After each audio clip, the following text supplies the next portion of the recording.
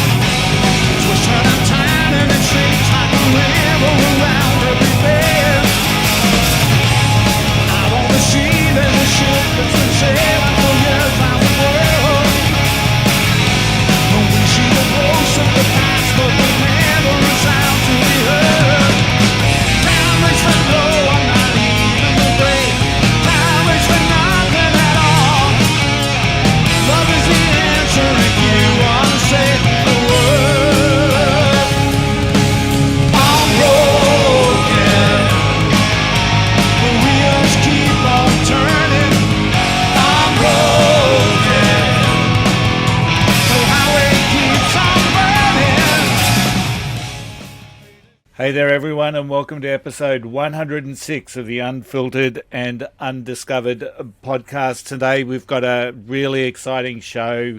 We are speaking with someone who was part of what's now known as the new wave of British heavy metal, going back to the 1980s. Let's introduce Braggy down there in Adelaide. We've got Peter Ross in Sydney, and we've got Ray Walmsley, who spent 24 years in a band called Demon, coming to us from Leek in Staffordshire. How are we all? Fantastic, mate. Fantastic. I'm good, Curly. Lovely. Hi, guys. So Ray, I met you at a wedding of all places, and being a wedding singer is probably not the place that you would expect to find a former guitarist who spent 24 years in a heavy metal band. So tell us, so first up, Leek is where Demon came from. Leek came. I'm not really a very wedding singer. No, no. I was saying that to Braggy. I said, as a wedding singer, I think Ray makes a really good bass player for a heavy metal band. But I think you agree, Ray, correct? It's cruel but true. Cruel but fair. Yes, indeed. So let's talk about Leek Staffordshire first. Like, Leek's a little place. There's 20,000 people. I think it was once known for having the most pubs per capita in England.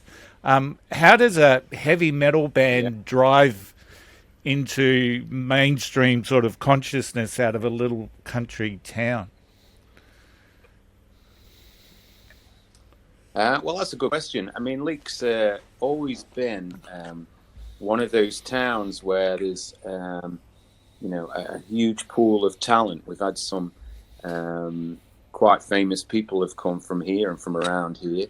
There was a band in the 70s called Hunter, and they were from Leek, and they were one of the first sort of bands in this area to get a record deal, which in the 70s was a big deal, you know. But yeah, there's always been a pool of talent, and Demon really came about by two guys. The main people that formed Demon was Dave Hill, who's the lead singer, and he worked with a guitar player called Mal Spooner, and together they'd been writing quite a lot through the 70s, and they did some writing for companies and produced songs for other people and stuff. So their partnership was the foundation of what Demon would become. And it like that era. I mean, it's kind of 79, 80, I guess, is around that time, that coming out of punk, wasn't it? So was it was it a bit of a do-it-yourself thing? I mean, I think that's what punk gave to the rest to music, really, was just the ability to get out and do it yourself, make records yourself, and promote them yourself, and go and find places to play. Was it kind of like that for the heavy metal scene as well? There was an element of... Yeah, I think it was. Certainly true to say that in Demon's case. You know, they basically built it up themselves. I don't think there was any plan to become, a successful band. You know, they had the dreams like everybody did.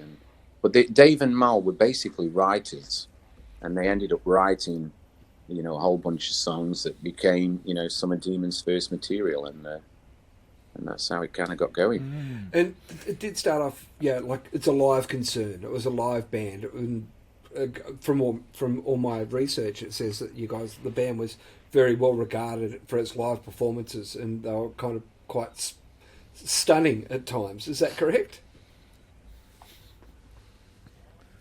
Well, I mean, the history of the band from their incarnation, they kind of stumbled into becoming Demon, and like I say, they'd written a load of songs, and they needed an angle. They met a gentleman from Stoke-on-Trent called Mike Stone, who became the manager of Demon, and he owned a company called Clay Records. Now, Clay Records are quite a famous record label in the punk sort of era. He was famous for GBH and a few others, and it had like a kind of a cult following. And it was the guy that funded and promoted the first two Demon albums, which became very famous very quickly, really. They seemed to make a mark, Yeah. How did you come about, Ray, to join it? So you joined in the 90s. How did it come about that you joined Demon? Well, I started working with the singer, Dave Hill, around about 94, 95. We started getting together to write songs together. And the connection was there that Dave he was like my kind of uncle's brother-in-law. So there was a bit of a distant family connection. So I'd known Dave for many years, and I've always been a fan of Demon as well. So right from the offshoot, I used to stand in the queues to get the album signed. And so it's quite funny that I ended up becoming part of the band. And my old guitar teacher, when I first started learning guitar, my guitar teacher was the guitar player in Demon, and his name was Johnny Waterhouse.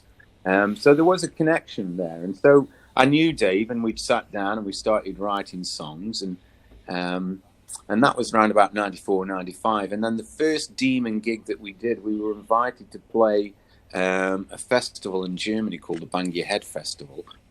So we basically, the band really didn't exist at that time. It hadn't split up or anything, but it was on a bit of a hiatus. So Dave made some calls and got some of the people that he'd been working with back involved. And we did our first gig in Germany in August, I think it was, maybe September of 97. And that was the Bang Your Head Festival, which is now grown to become a huge festival in Germany. I want to know why, this is a question kind of out of the blue. I want to know why heavy metal music, or metal music to extent, is so popular in those northern, in Scandinavia and those northern places. Is it because they spend a lot of time in the dark? I don't know what it's.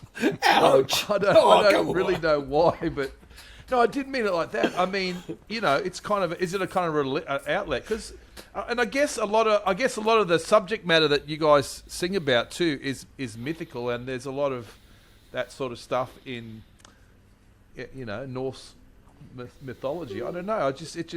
But it's true, isn't it? They're kind of really popular. Even AC/DC are more popular up there than they are. It is true. It is true. Yeah, it's definitely true, and it's a bit of a weird situation. I certainly think the European countries and the Scandinavian countries really embrace heavy rock and heavy metal far more than we do here in the UK.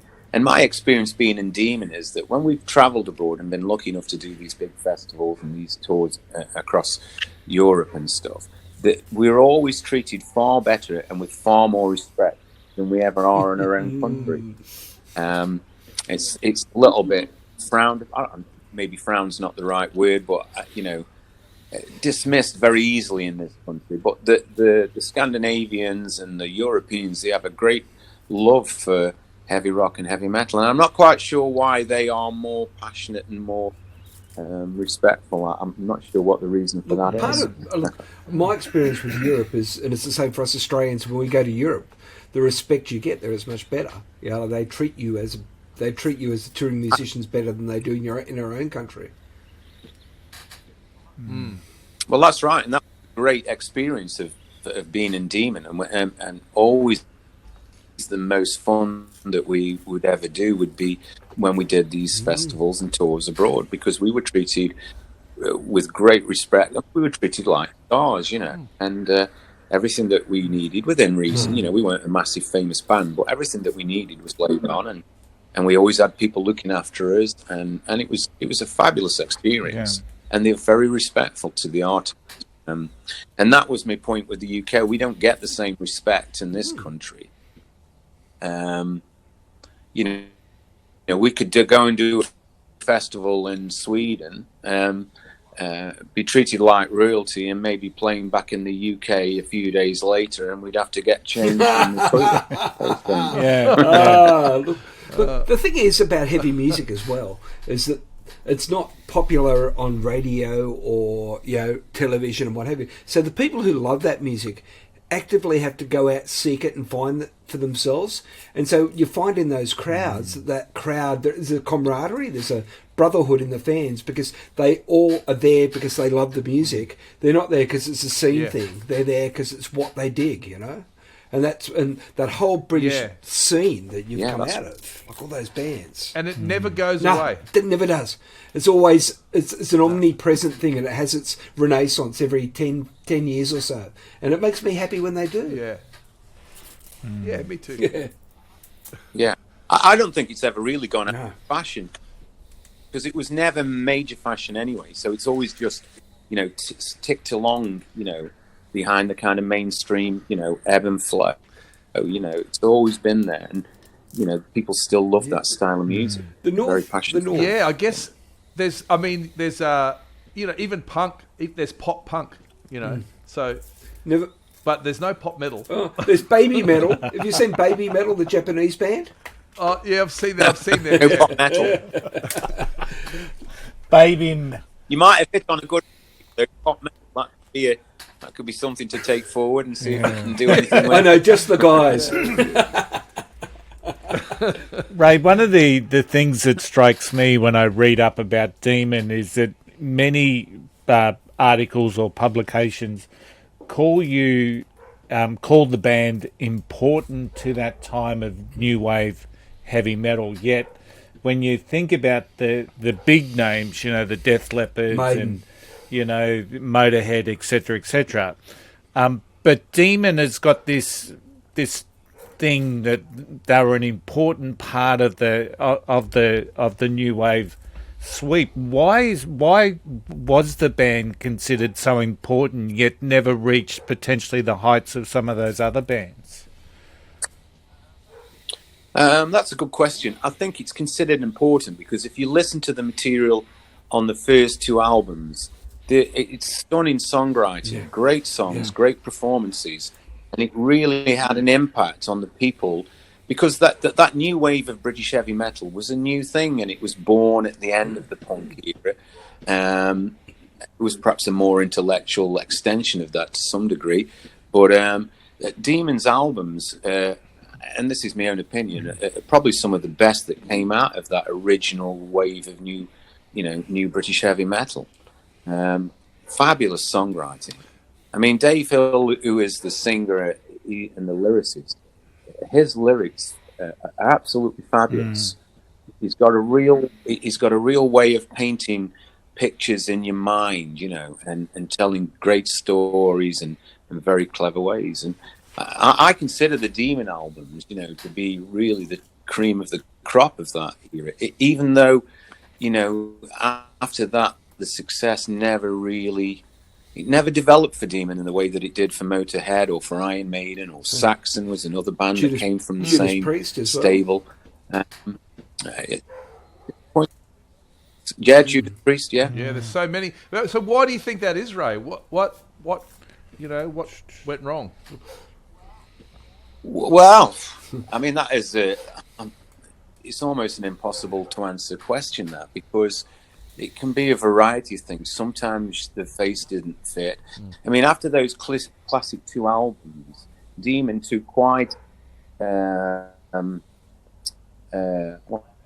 should we say, a left turn in terms of where those first two albums appeared to set them up to going.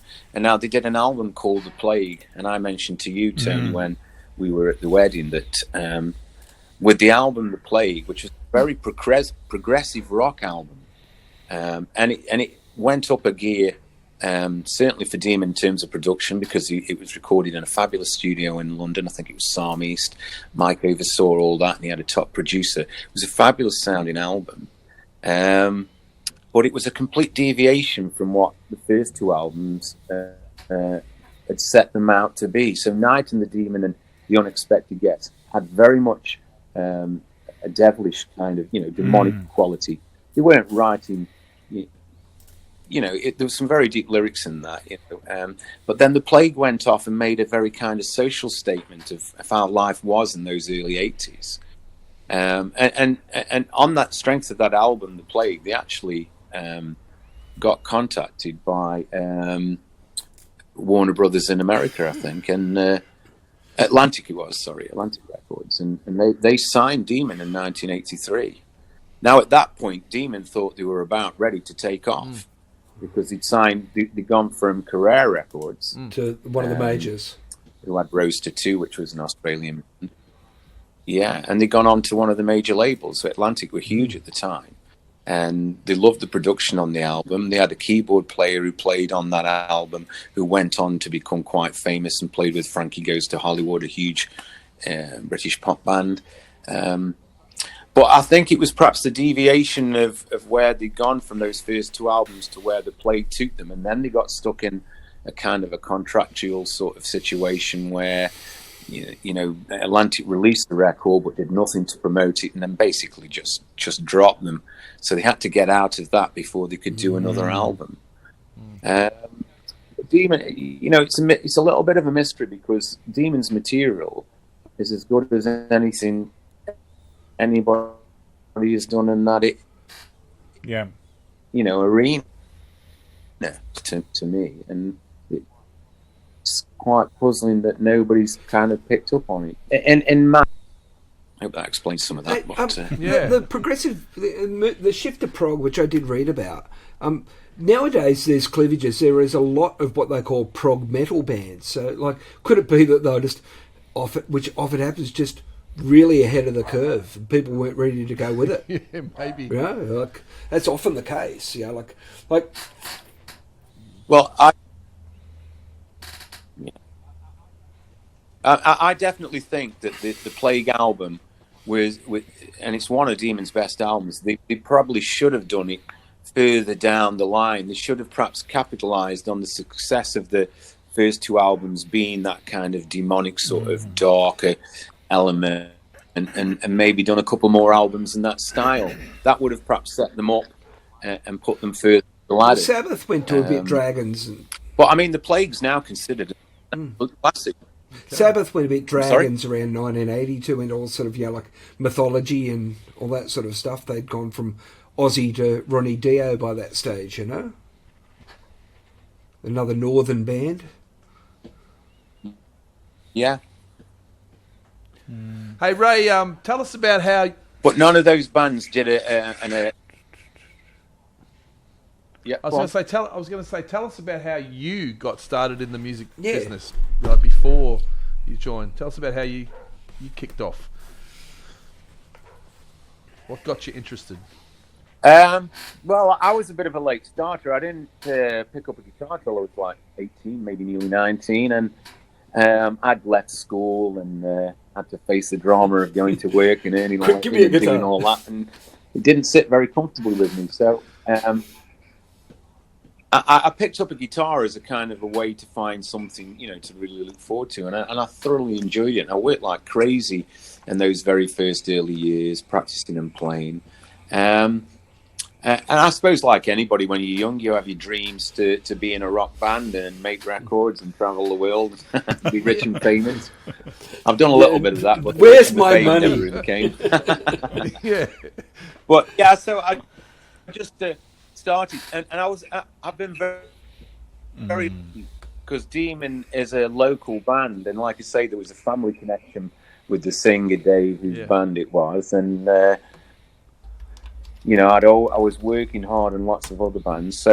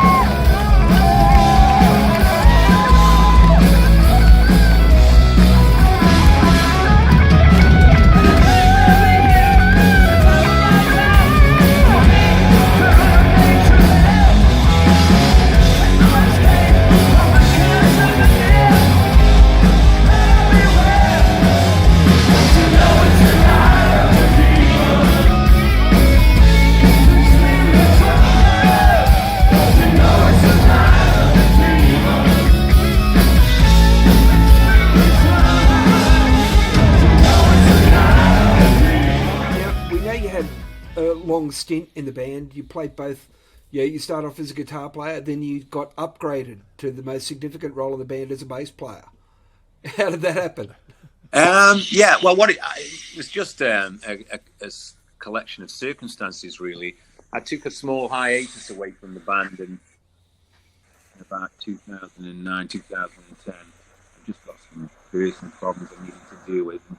So I left briefly, and it obviously replaced the guitarist, which were problems with the bass player. They needed a bass player. Yeah. And asked me because I knew the set inside out, and it was a nice thing to do to move from guitar to playing rhythm section. And happier at the end of every gig. Ray, tell me what it's like playing something like the Swedish Rock Festival. I've seen a number of your videos from Demon's days playing at like the Swedish Rock Festival. It looks like you're incredibly well received. What's it like actually in front of a whole group of like a huge audience, and they've all got their devil horns up and whatever is that what it's called, devil horns? But what's it like playing to a festival that's wholly and solely focused on hard rock or heavy metal? And it was certainly the biggest gig I'd ever done in my life, and there was thousands of people in the audience, all screaming and all singing along, and giving the cymbal. It was great. Yeah. It's a great feeling, and it's nice to see that, you are appreciated and that people do respect and love, what you do, which is the music. People ultimately go and see a band. Great feeling, yeah. And are they young, Ray? Is it a young crowd, or is it just older guys? Well, no, I mean, it's a really mixed crowd, I have to say. Young and old. We've met, many people over the years who've newly discovered Demon and find this kind of very piece of wonderful music to go back, because they've made quite a few albums, Demon. Quite a catalogue of back material.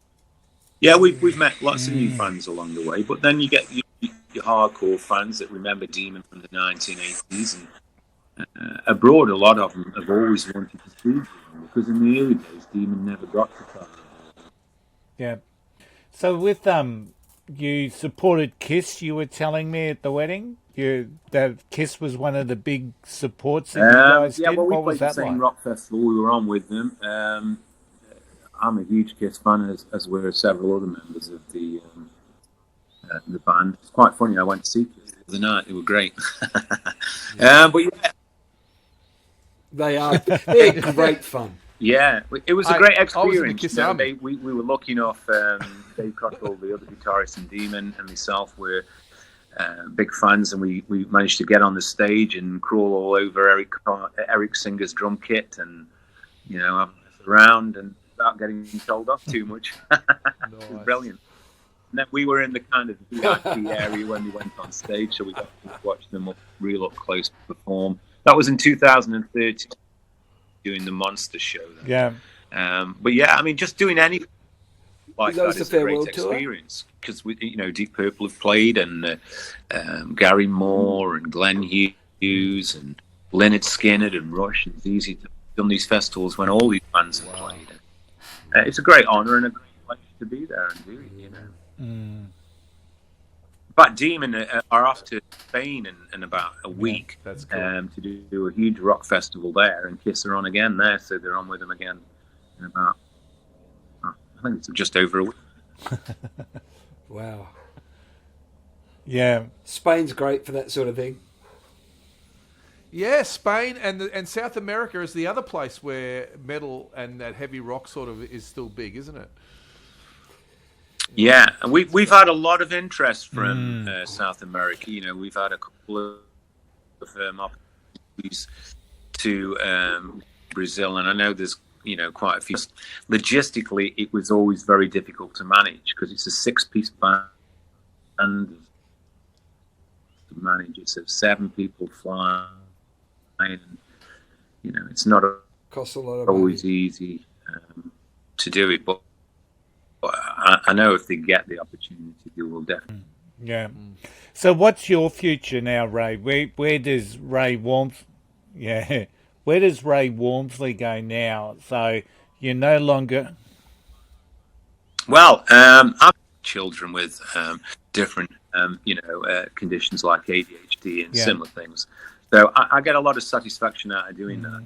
And I'm currently working on doing a big performance with at Victoria Hall in Stoke, which is this famous local venue where all the bands like Judas Priest and Van Halen have played in times gone by. So we're doing a concert there next Friday, actually. And the kids that I teach and are going on there and doing a big performance. So I get a lot of pleasure from that. It's a very rewarding job. And it's music, Oh, fantastic, man. That's great. I mean, I've never made a great deal of money out of anything that I've done, but I'm happy and I'm proud of the things that I've done.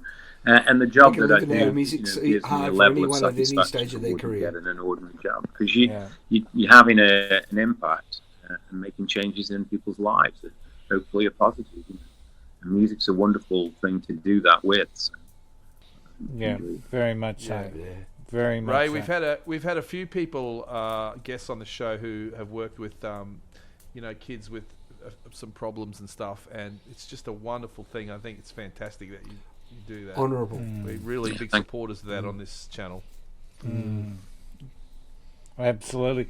Ray, we've had some technical hiccups along the way, but I really do appreciate you taking the time and sharing some of the insights into that wave of music that came out with the heavy metal. It was a real pleasure to meet you at the wedding that I attended in Leek. I still get blown away the connections that you can make out of music. And, who would have thought that the wedding singer of the wedding that I was going to was going to be a guy who spent 24 years in one of the important bands that came out of the British new wave heavy metal scene. So I thank you very much for taking the time today, Ray. It's been a real pleasure. Absolutely has. My pleasure. Thanks, Ray. Thank you so much. It's much, my pleasure Ray. too. I've thoroughly enjoyed it. Thank you very much for asking. Well, I hope that those gremlins and ghosts from the internet didn't impact you too much. I hope that you can really see that we enjoyed the conversation with Ray, and we look forward to getting him back. If you have enjoyed this episode, please like and subscribe wherever you're listening or watching this podcast, and please leave a review, because it really does help us get found. Now, you can find us on YouTube by a quick search of Unfiltered and Undiscovered. We've got our Facebook page. We're on TikTok as well. We've also consolidated everything on our website at unfilteredandundiscovered.com. All the music that we discuss and talk about on the show gets added to our playlist on Spotify. And once again, it's just so easy. Just do a search of Unfiltered Undiscovered. Our podcast will come up, of course, but also the Unfiltered and Undiscovered playlist. I hope that, as per usual, you've enjoyed the episode, and we look forward to seeing you again next time. Bye for now.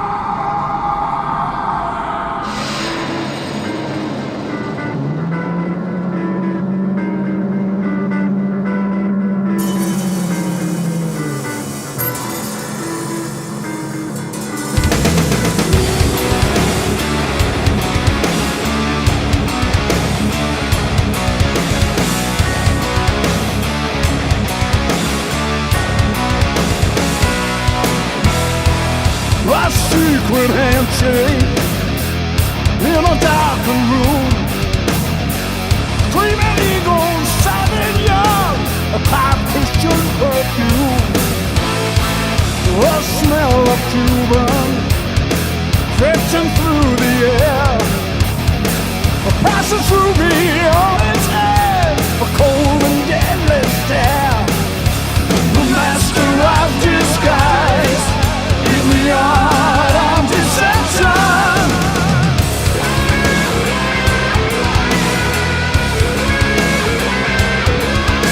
He calls the chosen few to the altar of consumption. He calls to the light behind the light.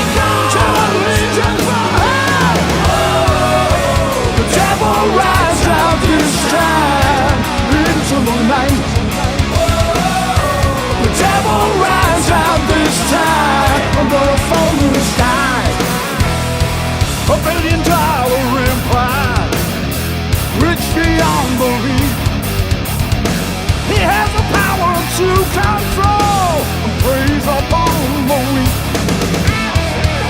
As the clock strikes midnight, long black limousine, open to the driveway, the cadence except for she.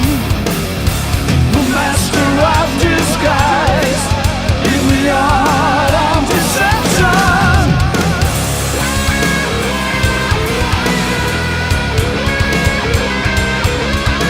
He calls a chosen few to the altar of conception. He comes to the light, and the light. He comes to the legions from hell. The devil rises out this time into the night. The devil rises out this time under a full moon sky. The devil he rides, the devil he rides, the devil he rides into the night. The devil he rides, the devil he rides, the devil he rides into the night.